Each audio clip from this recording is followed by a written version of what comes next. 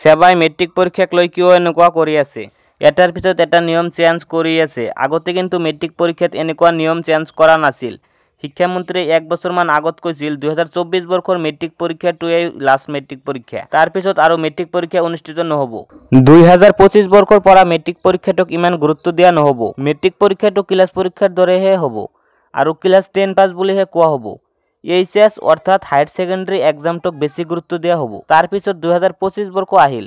2025 বৰ্ষত মেট্ৰিক পৰীক্ষাত সেবাই এনেকুৱা নিয়ম কৰি দিলে যে মেট্ৰিক পৰীক্ষা ক্লাছ পৰীক্ষাৰ দৰে হ'বতো দূৰৰ কথা, যেন মেট্ৰিক পৰীক্ষা ইউপিএছচি এক্সামৰ দৰে হ'ল।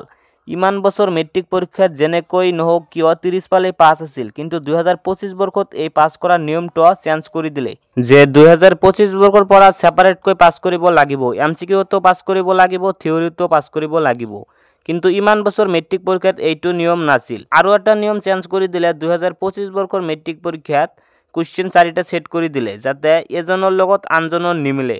কুৱেশ্যনখিনি একেই থাকিব, কিন্তু কুৱেশ্যন নম্বৰবিলাক উলট-পালটকৈ থাকিব আৰু কুৱেশ্যনবিলাকো অনুসৰণিৰ পৰা বেছি দিয়া নাই। এইবোৰ নিয়মৰ কাৰণে 2025 বৰ্ষৰ মেট্ৰিক পৰীক্ষাত প্ৰায় 40% ষ্টুডেণ্টে ফেইল কৰিলে। আকৌ এতিয়া সেবাই কৈ আছে 2026 বৰ্ষৰ মেট্ৰিক পৰীক্ষাত কোনো ষ্টাৰ নাথাকে আৰু ফাৰ্ষ্ট ডিভিজন ছেকেণ্ড ডিভিজনো নাথাকে, অকল পাছ আৰু ফেইল থাকিব। যদি সঁচাই 2026 বৰ্ষৰ মেট্ৰিক পৰীক্ষাত সেবাই এইটো নিয়ম কৰে, তেনেহ'লে ভাল ছাত্ৰ আৰু বেয়া ছাত্ৰৰ মাজত পাৰ্থক্য কি থাকিব? এজন ভাল ছাত্ৰ যদি 90% পায়ো অকল পাছ বুলি কোৱা হয় আৰু এজন বেয়া ছাত্ৰ যদি 30% পায়ো তাকো যদি পাছ বুলি কোৱা হয়, তেনেহ'লে পঢ়া শুনাৰ ভেলুটো ক'ত থাকিব? সেবাই শিক্ষানীতি ব্যৱস্থাটো দিনে দিনে কি কৰিব বিচাৰিছো নাজানো। গতিকে তোমালোকে এতিয়াৰ পৰাই ভালকৈ পঢ়া শুনা কৰা, কাৰণ নাজানো 2026 বৰ্ষৰ মেট্ৰিক পৰীক্ষাত সেবাই আৰু কি নতুন নিয়ম চেঞ্জ কৰে। হেল্ল' ছাত্ৰ ছাত্ৰীসকল, তোমালোকৰ কাৰণে মই এটা আজি হোৱাটছএপ চেনেল খুলিছোঁ। তোমালোকে সোনকালে হোৱাটছএপ চেনেলত জইন হোৱা। হোৱাটছএপ চেনেলৰ লিংকটো কমেণ্টত দিয়া আছে, তাতে গৈ তোমালোকে জইন হ'ব পাৰিবা। তাত তোমালোকে 2026 বৰ্ষৰ মেট্ৰিক পৰীক্ষাৰ কাৰণে ইনফৰমেশ্যন পাই থাকিবা।